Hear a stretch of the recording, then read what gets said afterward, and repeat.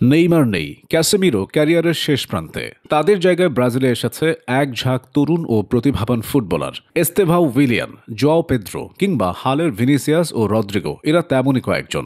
জাতীয় দলে তারা নিজেদের সেরাটা দিতে শুরু করেছে।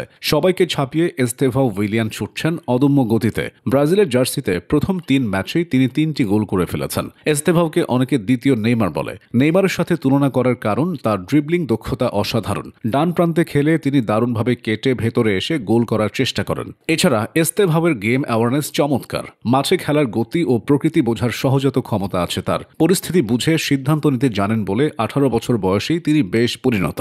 এই অল্প বয়সেই ইউরোপিয়ান ফুটবলে চেলসির হয়ে তার পথ চলা শুরু হয়েছে। জাতীয় দলেও তিনি লম্বা রেসের ঘোড়া। ব্রাজিলের ফরওয়ার্ড পজিশনে যে জায়গাটা দীর্ঘদিন ধরে অপূর্ণ, সেটা নাম্বার 9 পজিশন। রোনালদো নাজারিওর বিদায়ের পর ট্রফি জেতানো কোনো নাম্বার 9 পায়নি ব্রাজিল। বর্তমানে সেই জায়গাটা নিতে প্রস্তুত জোয়াও পেদ্রো। 24 বছর বয়সী এই স্ট্রাইকার ইতোমধ্যেই চেলসিকে ক্লাব বিশ্বকাপের শিরোপা জিতিয়েছে। জাতীয় দলে সেভাবে নিজেকে মেলে ধরতে না পারলেও সামনে পড়ে আছে অফুরন্ত সময়। পেদ্রোর সবচেয়ে বড় গুণ হল প্রতিপক্ষের ডিবক্সে ফাঁকা জায়গা পেলেই তিনি তার সর্বোচ্চ ফায়দা লুটে নেন। এছাড়া তিনি শুধু বক্সে দাঁড়িয়ে গোল দেওয়ার অপেক্ষা করেন না, বরং আক্রমণ তৈরিতেও সহায়তা করেন। শরীর শক্তি ও ট্যাকটিক্যাল বুদ্ধিমত্তা মিলিয়ে পেদ্রো দুর্দান্ত এক স্ট্রাইকারে পরিণত হয়েছেন। তাই ক্লাসিক নাম্বার 9 পজিশন নিয়ে ব্রাজিলের চিন্তা নেই। ভিতর রকের কথা মনে আছে?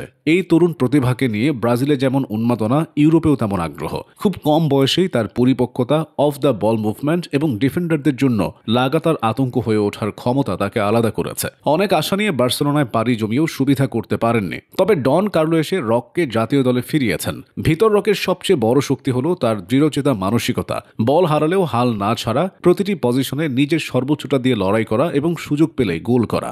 এ ধরনের ফুটবলাররাই বড় টুর্নামেন্টে পার্থক্য গড়ে দেয়। ভিতর রকেও সেটা করতে পারেন। ভিনিসিয়াস জুনিয়র ও রদ্রিগোকে অনেকে ব্রাজিলের বোঝা হিসেবে দেখে, কারণ লম্বা সময় ধরে খেললেও এখনও সেভাবে তারা নিজেদেরকে মেলে ধরতে পারেনি। তবে বাস্তবতা হলো এই দুজন ছাড়া ভবিষ্যৎ ব্রাজিল কল্পনা করা যায় না। ভিনিসিয়াসের বয়স এখন 25, রদ্রিগোর বয়স 24। তুখোর গতির সাথে চোখ ধাঁধানো ড্রিবলিং আর নিখুঁত ফিনিশিং। ফুটবল বিশ্ব ভিনিসিয়াসের জাদু আরও আগেই দেখেছে রিয়াল মাদ্রিদের জার্সিতে। ক্লাব ফুটবলে কয়েক বছর থেকেই তিনি বড় তারকা। অসাধারণ নৈপুণ্যে রিয়াল মাদ্রিদকে একাধিক চ্যাম্পিয়ন্স লিগ জিতিয়েছেন।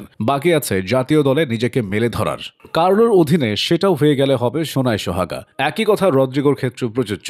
রদ্রিগো ইতোমধ্যে ইউরোপীয় ফুটবলে নিজেকে প্রতিষ্ঠিত করে ফেলেছেন।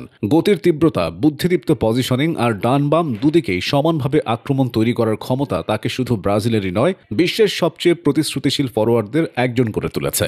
এরপরও জাতীয় দলে তিনি নিজের সেরাটা দিতে পারছেন না।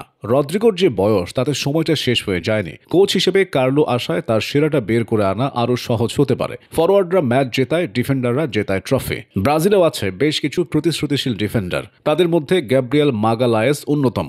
শক্তিশালী এই সেন্টার ব্যাক ক্লাব ফুটবলে আর্সেনালের হয়ে ইতোমধ্যেই সেরা রূপটা দেখিয়েছেন। ব্রাজিল জাতীয় দলেও তিনি সমানতালে পারফর্ম করছেন। অন্যদিকে রাইট ব্যাক পজিশনে ওয়েজলি হয়ে উঠছেন অপরিহার্য। প্রতিপক্ষের আক্রমণ ভেঙে ফেলার পাশাপাশি সামনে উঠে গিয়েও দলকে অতিরিক্ত সুবিধা এনে দিতে পারেন ওয়েজলি। তার দ্রুত গতিও বাড়তি সহায়তা করে। সব মিলিয়ে ফরওয়ার্ড থেকে ডিফেন্ডার সব পজিশনে ব্রাজিলের হাল ধরেছেন প্রতিভাবান ফুটবলাররা।